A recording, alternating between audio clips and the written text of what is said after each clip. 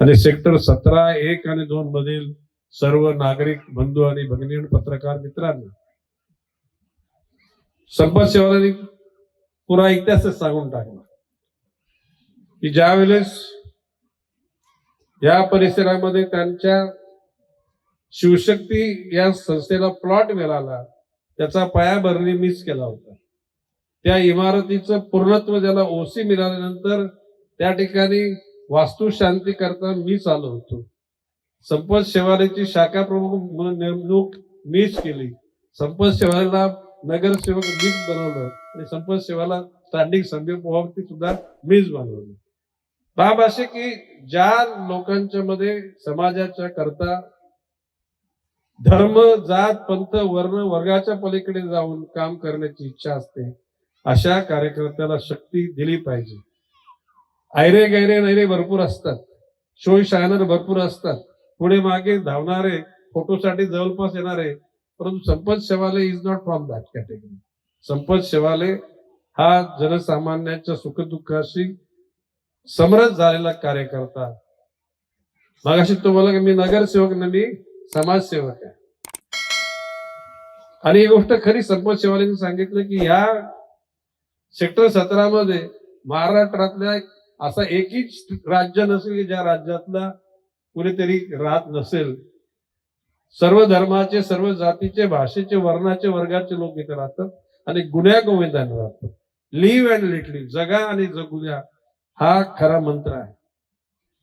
धर्माच्या भिंती टाकणं, भाषेच्या भिंती टाकणं, जातीच्या भिंती टाकणं, वर्णवर्गाच्या भिंती टाकणं, हा परमेश्वराच्या विचाराशी केलेला एक प्रकारचा तो अप्रामाणिकपणा आहे. खरा तो एकची धर्म जगाला प्रेम अर्पावे. ज्याने जगाला प्रेम अर्पण केलं त्या लोकांच्या विषयी कधी समाज वाईट कधी बोलत नाही.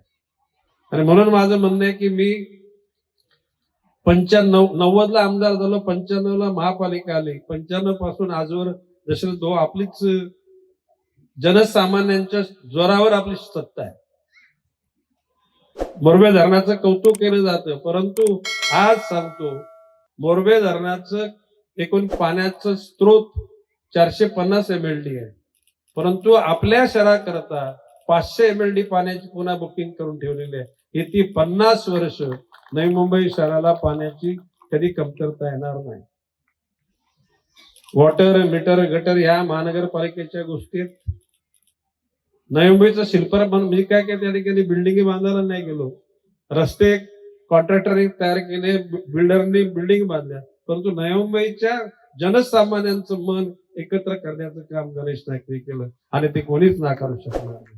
जगाच्या पाठीवर दंगेदोपे झाले, पण नवी मुंबईत नाही झाले. भाषिक वाद झाले, धार्मिक वाद झाले, जातीय वाद झाले. माझं एवढंच म्हणणं आहे की जे क्षणिक सुखा करतात, धर्माचा आधार घेतात, जातीचा घेतात, भाषेचा, त्यांना अंतिम सुख नाही मिळणार. हा शाप नाहीये. गणेश नाईक सारख्या समाजाच्या अंतरंगामध्ये जाऊन अभ्यास केलेल्या एक अभ्यासू विद्यार्थ्याचं, मी स्वतःला अजून विद्यार्थी समजतो आणि मी बोलतो ते कालांतराने खरं ठरतो. आजवर जे जे बोललो ते उशिरा का रामभाऊ खरं ठरलंय. आणि मी सांगतो भविष्य काळामध्ये सगळ्या शहरांना डाग लागेल, पण नवी मुंबईला डाग लागणार आहे. कारण नवी मुंबई जनता सुखसंपन्न, मनपूर्वक विचार पूर्ण करून जीवन जगणारे लोक आहेत. म्हणजे अन्य लोकांची, शहरातले लोक अविचारी वागतात असं मी म्हणणार नाही, परंतु अतिशय सद्भावनेतून जगण्याची धारणा असलेले कार्यकर्ते जनता या शहरामध्ये आहे. संपत शेवालांनी तर म्हणजे आता लोक बोलत संपत शेवालांनी न्यूयॉर्क बनवलेलं आहे. आता फक्त न्यूयॉर्क थोडं काय ठिकाणी डागडुजी करायची गरज आहे, करू आपण. जसे संपत शेवालांनी तो नाही तुमचा विरुंगला केंद्र, अरे विरुंगला केंद्र होऊ नये म्हणून दुनियाभरची नाटकं केली गेली. नाही आता एअर कंडिशन नंतर मला, पण ते संपत शेवालांनी जिद्द बाळगली, सातत्याने प्रयत्न केला. मंत्रालयातून फोन यायचं हे बंद करा. संपतराव बरोबर आहे ना, की संपतराव थांबा, योग्य वेळ येतं सगळ्या गोष्टी पुऱ्या होतील. आणि सेक्टर 17तल्या ज्यांचा आपण सन्मान, खरं म्हणजे मला दुःख वाटतं, मी सगळ्या 50 वर्ष पूर्ण केल्यानंतर सत्कार करायचा मला आहे. ही निवडणूक झाल्यानंतर 50 लोकांना परत येता बोलवा. काय बोलतो मी त्याकरता एक दिवस संध्याकाळचा आपण पुढे ठेवून देऊ. मला फक्त काय वाटतं आज फक्त नारळ म्हणजे फोडायचा, टिकाव मारायचा, निघून जायचं. ही इतका मोठा संपतरावनी सगळा हा जेवण वगैरे तामझाम केलंय याची मला कल्पना नव्हती. नंतर मी ठाण्यामध्ये अन्य ठिकाणी शब्द दिला नसता. एकूणच नवी मुंबईची जनता सुजाण आहे, दिघ्यापासून दिवाल्यापर्यंत. आता मगाशी कोणी सांगितलं प्रभागाची चिंता न करू. कुठेही गेला तरी डावीकडून उजवीकडून डावीकडे, उत्तरेतून दक्षिणेकडे तुम्ही ज्या ठिकाणी उभे राहाल त्या ठिकाणी मुंबई जनता तुम्हाला निश्चितपणे नेतृत्व देईल. आणि त्याकरता गणेश नाईक गल्ली गल्लीमध्ये फिरेल. लोकसभेला विधानसभेला जितका झटलो नाही त्याच्यापेक्षा जास्त महानगरपालिकेला मी झटेन.